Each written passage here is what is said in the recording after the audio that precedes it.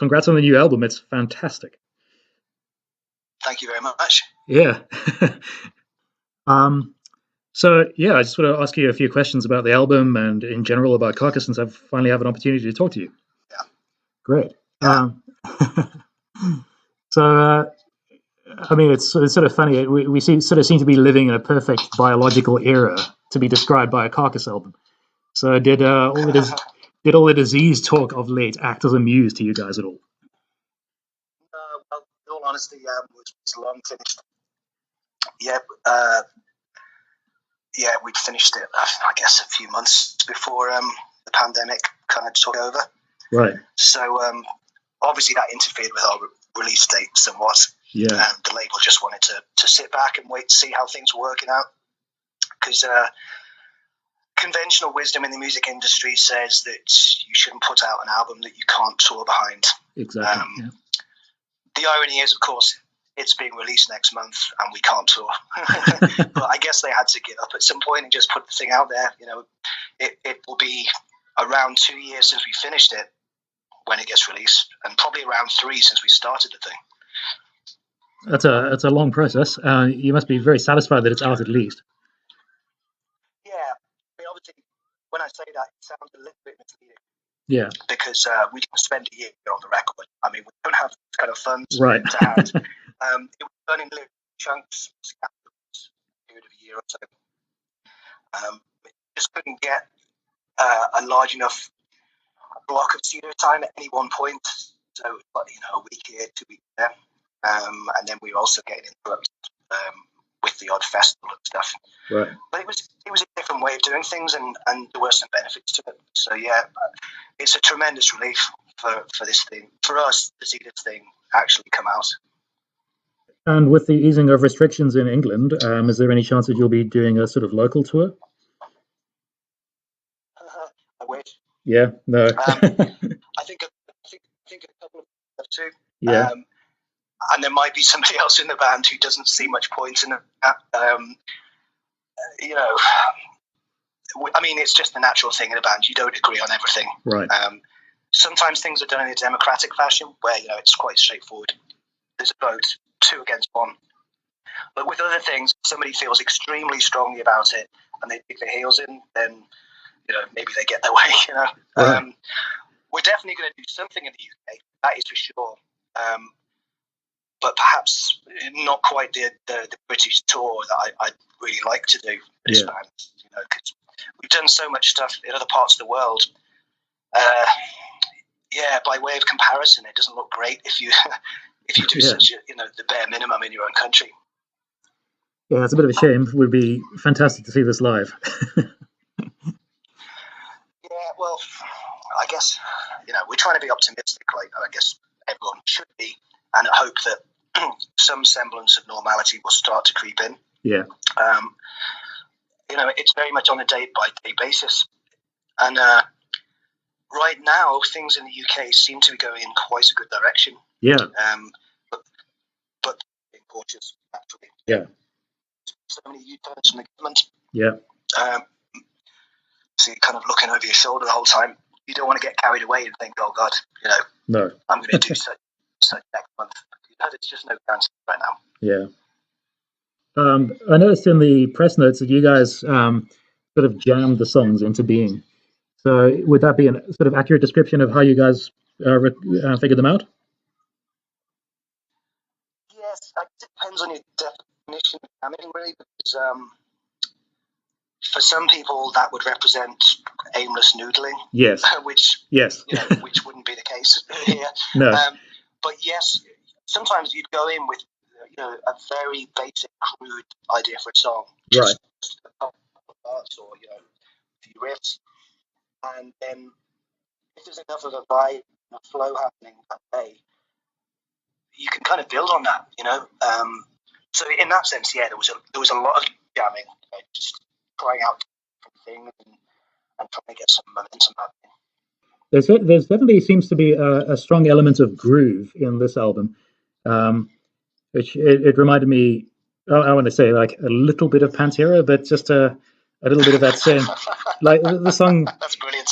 the songs were a little slower than your earlier stuff, and certainly there seemed to be more of a kind of I want to say laid back, but a kind of you seem to be more enjoying it.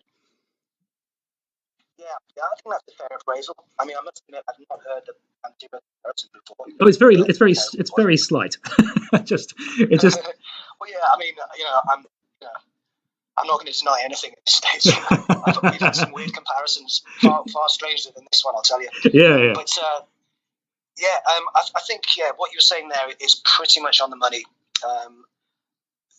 Using a word like relaxed, it might not be No, I mean the best way to describe this music. No. I mean, if you're playing this music to somebody outside of the metal world, it's not going to sound relaxed. No, you're right. In the context of the little subgenre we're in, it is actually. There's a lot more air in the sound. Everything's just breathing in a way that the last record didn't. Yeah. I mean, I've still got time for Surgical, of course, but that kind of frantic, nervous energy, that side of it is harder to relate to several years down the line, because we've toured together so much. Yeah. Things are just going to be more in the pocket naturally. Yeah. That actually makes me wonder, do you guys ever try and guess what micro genre the metal fans are going to put your next album in? No, I mean, that would be awfully depressing to go down that road. I mean, I think if you've been around for a while, as for example Jeff and myself have, you see some of these new genres springing up, and then talk about them as if they've always been there. Yeah. I've had people come up to me at festivals really indignant, like, why did you become melodeath? And I'd be like, I'm sorry, what on earth are you talking about? Yeah. Evidently this is a thing now, so, I think when it's a rule of thumb that any genre of music on Wikipedia, like if you look back at its influences, it's always back to like the 16th century. So. Yeah, I mean, it's very hard to escape from genres entirely. Yeah. They do serve a purpose as shorthand conversation and some aspect of journalism, but we can become too attached to them. If you think about some of your favorite records or artists, they don't always fit snugly in one of those boxes. I think the best are the ones that can't be categorized generally. Yeah, I'd say that too, for sure. So one of the other things I've always wondered is what the process of naming a Carcass song was, because it definitely seems like there's collaboration in it, because there's so many puns within any given song title. Yeah, well, it really walked all the way. Really? Yeah, I mean, he's all the lyrics since around the third album. Right. I mean, if you go back to the first two, there's plenty of stuff that Ken wrote and even some things they did. But album number 3 sort of made that his domain. We couldn't really keep up with him. He was so prolific, and he was really taking it somewhere interesting. So, the other thing, and that's always been a big one for him. I couldn't really psychoanalyze what the thought process is with him and the lyrics, and he doesn't tend to talk about them at all, really. But I completely understand that, because you don't want to be telling people how they should interpret a lyric. Oh yeah. You just put it out there, and people will make of it what they will. Yeah, I think all the best lyrics tend to be interpretable in multiple different ways. So. Yeah, hopefully. So I'm a terrible guitarist, but I've always been interested in guitar tones. Hey, so never stopped me. So I was wondering, what's your guitar rig looking like these days?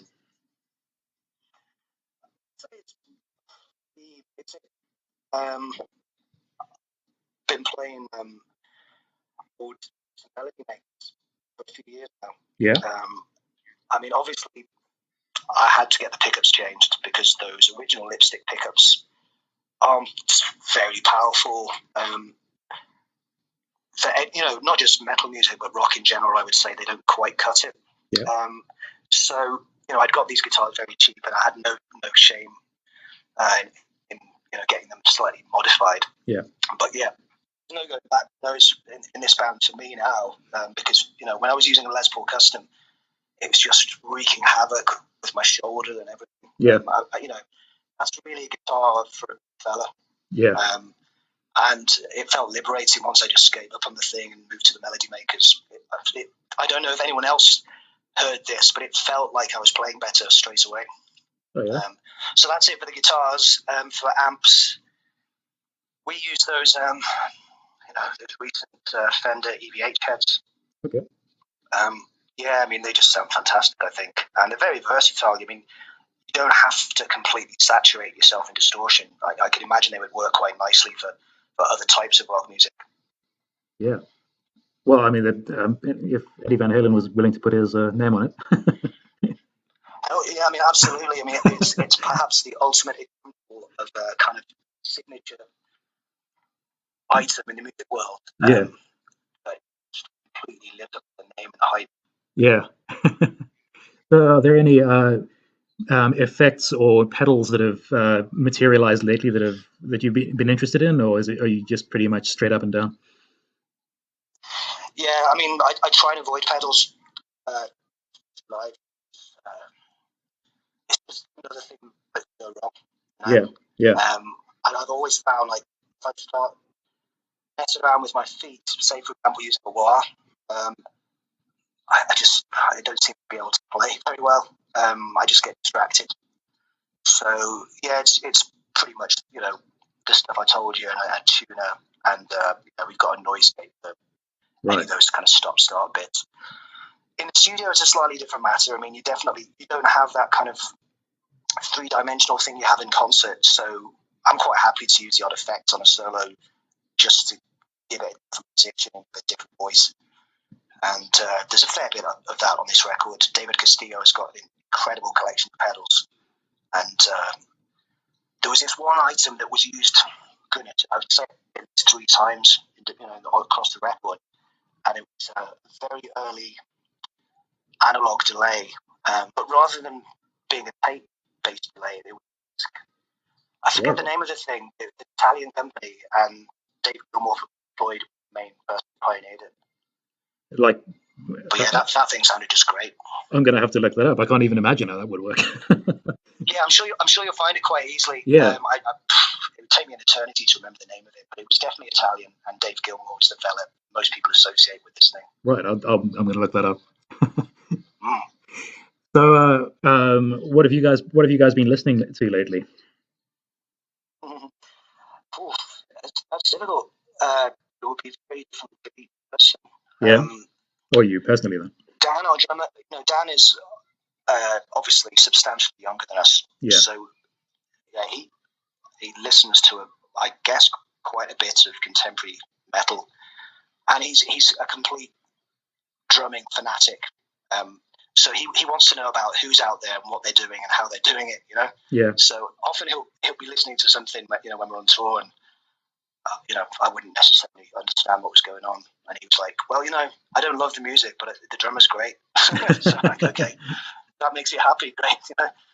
But yeah, he's very much in that sort of zone. With Jeff, I don't know. I mean, I'm guessing, if he's having a sort of like a music moment, probably be a lot of old punk and stuff coming up. Yeah, I couldn't really venture a guess on this one because he doesn't really talk about his stuff much. Yeah. For me, since lockdown, I mean, yeah, I still listen to lots of old 70s hard rock and things like that. But probably the 2 biggest things would have been the albums of Johnny Paycheck and the mono editions of the Beatles albums. Oh, yeah. So that was, I mean, obviously that's a group that anyone of my vintage would have grown up with anyway. But for years, I just avoided them. Like, I felt like I just heard it too many times. And then suddenly, in the last 2 years, it came back to life for me. And then what just sent it over the cliff was when I heard a mono version of one of those records, and I realized what I've been missing out on. Those mono mixes, generally speaking, are much punchier and more complete sounding. So yeah, that just meant like doing a lot of digging and researching, trying to find those versions of the albums. It was quite time consuming, but fun. I've heard very good things about the mono recordings. I know that when they did the remasters in 2009, they released the monos as a FLAC set that you could on like a flash stick. I think okay. I think they're available like that. That's actually something that sort of interested me. Was that I know Earache has been reissuing all your older albums with new full dynamic range issues, and I was wondering, like, is there any chance that Nuclear Blast would ever give that a try? Quite possibly. Yeah. Really, to be honest with you, that's a phrase I've heard, but I don't really know what it entails. And I certainly haven't come across these latest Earache releases. It was mentioned somewhere in the past, really, but yeah, you would think a label of the size of Nuclear Blast, this would probably crop up at some point. I hope so. Yeah. No, I mean the full dynamic range stuff. It was just issued at the kind of loudness levels of the early '90s releases. So there's a bit more. There's a bit more room for the percussion to sort of jump out of the mix. Oh, cool. So yeah, they sound great. They're really nice, really nice. That's good. I mean, that sounds promising because I've seen and heard so many people complaining about this ongoing trend of just cranking the life out of a master for an album. So the dynamics are just slaughtered, really. Yeah, absolutely. And let's be honest, we do have volume knobs on our stereos. Yeah. Well, so it's like a war, isn't it? Who can have the loudest disc? Yeah, absolutely. And the irony is that because the sort of cranked stuff eventually starts to wear on your nerves, you actually just turn it down. Yeah. That is a real thing with contemporary production. Not all of it, obviously, but it happens in metal quite a bit, where it's quite exhausting to listen to an album in full for the reason you just explained. Yeah, absolutely. Well, it's been great. I don't want to hold you up for too much longer, but cool. Thanks very much. Great to speak to you. Yeah, it's been a pleasure. Great, and good luck with. And if the restrictions ease up, any chance of coming to Australia? Absolutely. I mean, something in diary, and until I'd say a fortnight beforehand, we honestly thought we were going to make, and then we all know what happened. So yeah, that would be very high on the list. When we actually are able to get out there and active again. We love it over there. You've got very good friends. Great. Yeah, it'll be fantastic to see you. Fab. Thanks, man. Great. Well, good luck, and hope the album sells brilliantly. Fingers crossed. Yeah. Cheers, Chris. Cheers. Bye-bye. Bye.